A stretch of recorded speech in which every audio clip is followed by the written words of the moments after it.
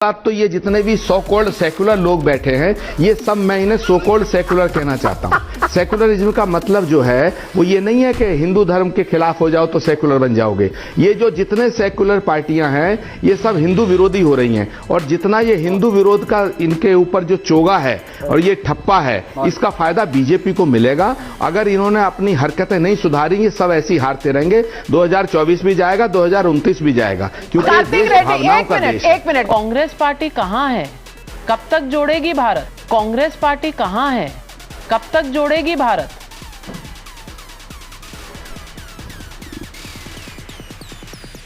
ये सवाल तो कांग्रेस का हर आदमी एक दूसरे से पूछ रहा है। हम भी पूछ रहे हैं कांग्रेस पार्टी कहाँ है? वो पार्टी जो देश को आज़ादी दिलाने में जिसकी भूमिका थी, वो पार्टी जिसने देश की आज़ादी के बाद इस देश के निर्माण में बड़ी महत्वपूर्ण भूमिका निभाई, वो पार्टी जो सर्वधर्म संभाव के रास्ते पर चलती थी, वो पार्टी जो महात्मा गांधी, सरदार वल्लभ भाई पटेल, पंडित नेहरू, इंदिरा गांधी की विरासत को लेकर के चलती थी, तो उस पार्टी का ये हाल हो रहा है। उसका मुझे लगता है नाविका जी, एक तो मैं अगर जो आपके एग्जिट पोल सही हैं तो मैं बधाई देना चाहूँगा सुधांशु त्रिवेदी जी को कि भाई आपका परचम लहरा रहा है, बल्ले बल्ले हो रही है। तो आप धूल भी छू देते हैं तो वो सोना हो जाती है। ये आपका वक्त अच्छा है और हम सोना भी अगर प्रस्तुत करते हैं तो उसे कोई रंग और पीतल नहीं समझ रहा है। तो ये तो आपका नक्षत्र बड़ा बढ़िया चल रहा है। पर मुझे एक बात और कहनी है और मैं बड़ी जिम्मेदारी से कहना चाहता हूँ नाविका जी, सिर्फ डिबेट के लिए नहीं कहना चाहता हूँ। और वो बात ये है कि कांग्रेस पार्टी के अंदर जो रणनीतिकार हैं उनमें बहुत से ऐसे लोग हैं जो ग्राम का प्रधानी का चुनाव कभी ना लड़ा ना लड़ने की सोचते हैं, वो सब राज्यसभा में पहुंच जाते हैं। और कांग्रेस पार्टी के अंदर ऐसे नेता हैं, ऐसे जो नीति निर्धारण कर रहे हैं, जो कभी म्युनिसिपल कॉर्पोरेशन का चुनाव लड़ने का तसव्वुर नहीं करते हैं, वो देश में मोदी को हराने की रणनीति बनाते हैं। तो अंजाम ये होना सुनिश्चित है। अरे कहना क्या चाहते हो? सवाल इस बात का है कि अगर भारतीय जनता पार्टी जीत रही है तो निश्चित ही उसे उसके नेतृत्व को श्रेय देना पड़ेगा। लेकिन मैं अभी भी भगवान से प्रार्थना करता हूं कि आपका एग्जिट पोल गलत हो जाए और हिमाचल में हमारी सरकार बन जाए। लेकिन पता नहीं भगवान भी हमारी प्रार्थना पता नहीं सुनता है, नहीं सुनता, आजकल सुनने को तैयार नहीं है। मैं क्या करूं, फिर जॉब छोड़ दूं?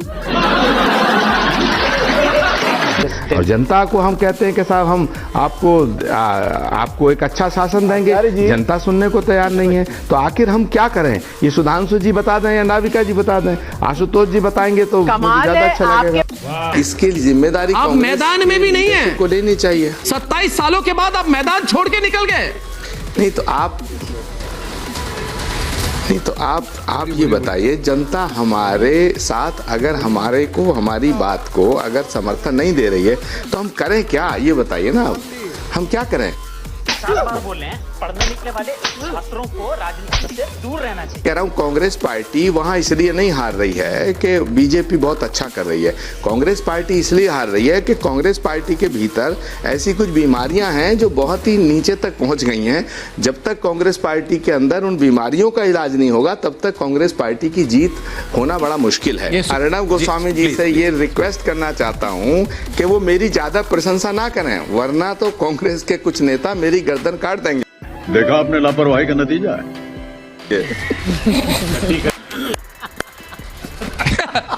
ऐसा क्यों कह रहे हैं? अरे पुष्पेंद्र जी के बाद ऐसे क्यों सोच? सवाल इस बात का है कि इस समय जो एनालिसिस हो रहा है, विश्लेषण हो रहा है, ये सब अपनी अपनी पार्टी की बात कर रहे हैं। अभी हमारे समाजवादी पार्टी के घनश्याम तिवारी जी ने अभी ठीकरा फोड़ दिया चुनाव आयोग पे और आम आदमी पार्टी वाले अपनी बात कर रहे हैं। अरे भाई सवाल इस बात का, देश की जनता, पहली बात तो ये जितने भी सो कॉल्ड सेकुलर लोग बैठे हैं ये सब मैं इन्हें सो कॉल्ड सेकुलर कहना चाहता हूँ। सेकुलरिज्म का मतलब जो है वो ये नहीं है कि हिंदू धर्म के खिलाफ हो जाओ तो सेकुलर बन जाओगे।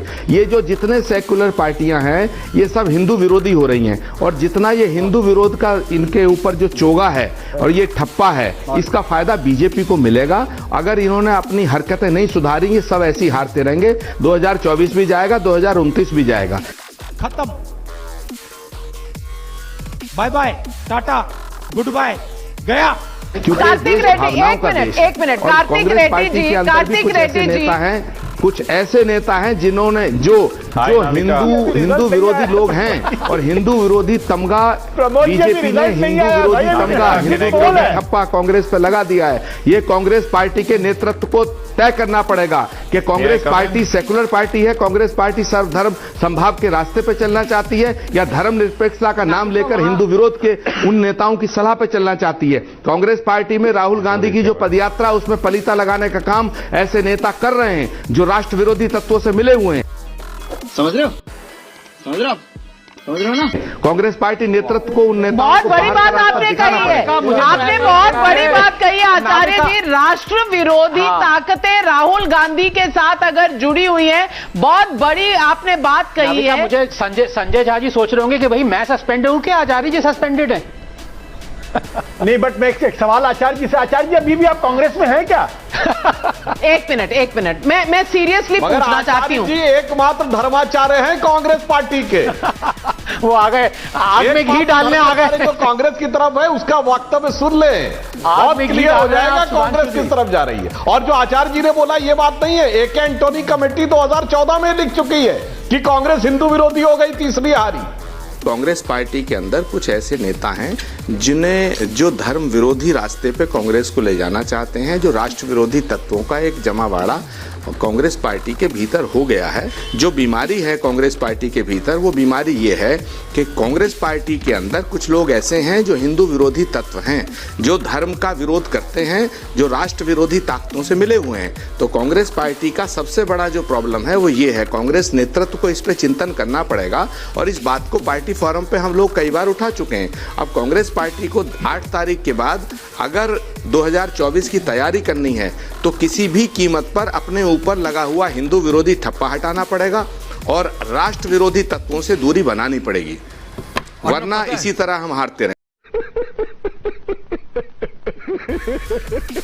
कि जो कांग्रेस पार्टी वंदे मातरम, भारत माता की जय जिसके मुख्य नारे हुआ करते थे, उस कांग्रेस पार्टी के नेता अगर ये कहते हैं कि हमारे सबसे बड़े नेता वो हैं जो भारत तेरे टुकड़े होंगे इंशाअल्लाह का नारा लगाते हैं, तो ये दुर्भाग्य नहीं तो और क्या है।